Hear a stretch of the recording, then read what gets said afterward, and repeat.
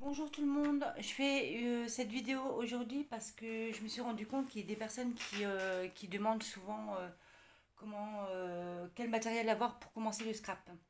Voilà, donc je vais faire une vidéo détaillée pour vous montrer un petit peu le matériel qu'il nous faut. On va commencer par le tapis. Le tapis, donc c'est un tapis de couture que j'ai acheté à Action. Voilà, donc ça coûte à peu près 3 euros. C'est un tapis qui supporte quand même pas mal de choses, hein. La colle, les coups de cutter. Moi je sais que celui-ci ça fait un an que je l'ai. Bon, il a pris, hein, il a pris cher, mais il est encore utilisable, hein. Donc il est assez épais, assez rigide, donc c'est très bien. Alors concernant les règles, alors moi voilà, je vais vous montrer ce que j'ai. Mon matériel principal c'est cette règle là qui fait 50 centimètres. Donc acheté à Action aussi au rayon bricolage, il me semble. Et elle doit coûter à peu près 4 euros. Je prends également des équerres. Ça, c'est indispensable aussi, hein, pour le scrap, pour avoir des traits bien droits. Voilà. Il faut également des ciseaux. Alors moi, j'ai trois paires de ciseaux en général. Donc je prends ceux-là, c'est des ciseaux de couture qui coupent aussi le carton, donc c'est bien pratique.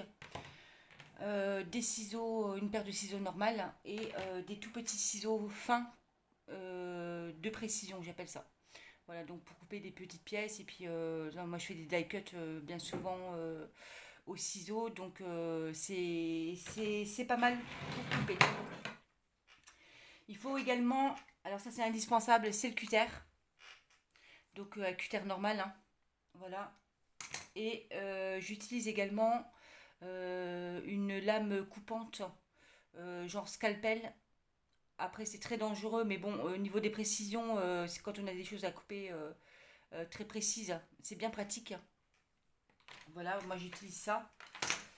En ce qui concerne le massicot, alors le massicot, moi j'ai acheté celui-ci. Donc c'est le Maped. Il coûte une vingtaine d'euros, mais au moins ça fait un an que je l'ai et il tient le choc. Donc vous voyez, il va jusqu'à 30 centimètres. Donc on peut couper quand même des grandes pages. Contrairement à celui de Action que je n'ai pas aimé du tout, je l'ai acheté deux fois et deux fois il cassait ou le principal souci que j'avais avec celui d'Action, c'est que au niveau des graduations, c'est pas top. Donc il y a un léger décalage de quelques millimètres. Donc moi personnellement celui d'Action je l'achète plus.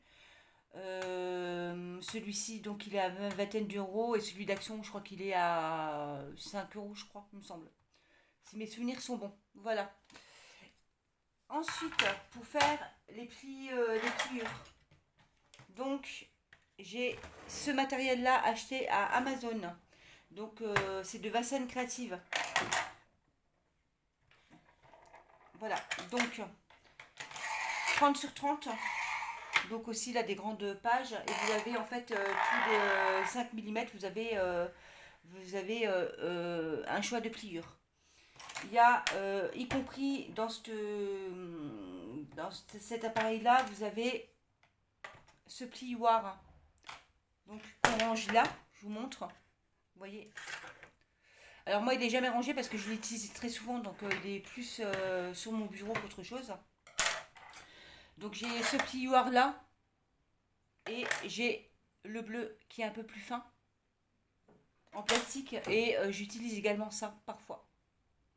Donc, ça, j'ai acheté chez Amazon. Ça coûte 3 euros. Donc vous avez c'est des petites boules au bout en fer.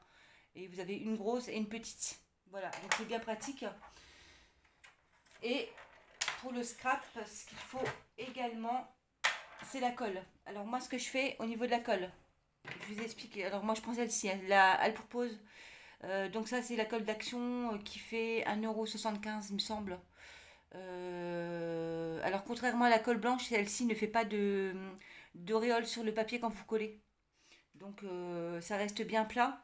Elle colle, on a un petit laps de temps de 1 minute pour coller, donc on pourrait ajuster le papier quand il y a besoin. parce qu'elle ne colle pas tout de suite. Donc ça c'est pas mal aussi, parce que quand on essaie de faire les choses vite, parfois on a tendance à mettre le papier, à coller le papier un peu de travers. Et j'utilise également ces fioles là que j'ai achetées à AliExpress. Donc c'est par lot de 5. Et ça coûte, je crois que ça doit être une 3 euros, entre 3 et 5 euros, avec au bout, c'est un embout d'aiguille. Donc ça, c'est pour coller les précisions. Donc voilà, moi j'utilise ça principalement.